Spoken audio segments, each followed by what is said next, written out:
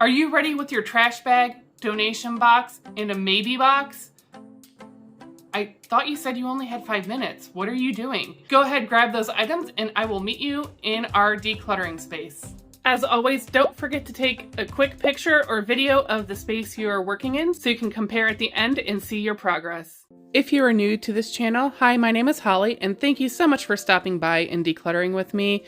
This is just another video in a series called 5 Minutes Matters, and this is based on the principle with Dawn from The Minimal Mom, who says every 5 minutes matters whenever you're trying to get your house under control. And if you look back at that first video, this room was clearly way out of control. And I'm also trying to implement Dana's Take It There Now. Dana K. White has a book called Decluttering at the Speed of Life, Not Light. And I believe she also has A Slob Comes Clean and maybe one other book. But one of her ways of making progress is by only making progress and taking things there now. And in this video, I am going to be stepping away here and there to take things to other rooms. As you can see, this food processor I bought from a neighbor needs to go to the kitchen, and you're not seeing this, but I am like racing down the hallway and back because I want to make the most of this 5 minutes. And I do believe that's the whole point that Dawn is trying to get to, is that if you know you only have 5 minutes, you are going to make the most of those 5 minutes. And I mean, every single time I do this, I work up a sweat. I don't know that I've ever not worked up a sweat, even if I completely turn the heat off in the house, and it's Northeast Ohio in January, so it gets chilly real quick. So, queso is sitting in my time will tell box / things I need to think about. And so I just kind of had to set my things that need a later on decision next to it, and that's fine because he's honestly being so good this time around. In addition to time constraints, this method of using only 5 minutes at a time serves a few other purposes. For instance, if you have energy limitations, or currently my lower back has been a little bit sore here and there, and I've had a little bit of pain. Working on it and getting through, but for me, limiting this to 5 minutes does make a difference. And the other thing that I have really enjoyed about taking time away from a room, because in the past I would have probably tried to make a whole day of this and just kamikaze the whole room in a day or so.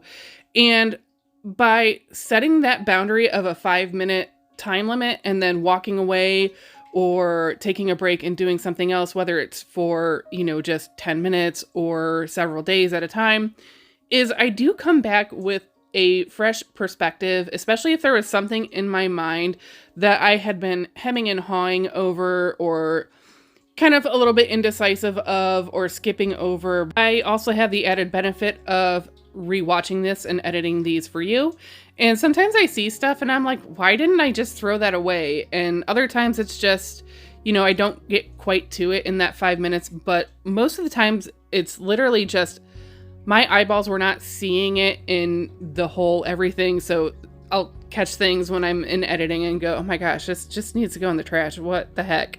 It also gives me time away to research into things. So if you've been around since the beginning, or you plan to go back and watch my other videos, which I suggest you do, what's in those Chipotle catering boxes are actually like a ton of overstocked seeds. And you're about to see this because I've had enough of trying to figure out a solution for this.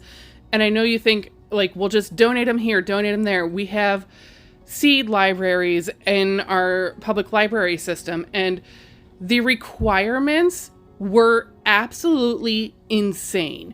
So they had to be like open pollinated, they had to be heirloom, they had to be non-GMO, like so many different things, like no hybrids. And so it got to the point where I'm like, okay, the closest place I could donate this is so far away. Is this even worth this at this point? And no, they're 2 years old. Well, 3 if you count that initial first year that they should have been sold in. And so I just got to the point where I'm like, this shouldn't be this hard.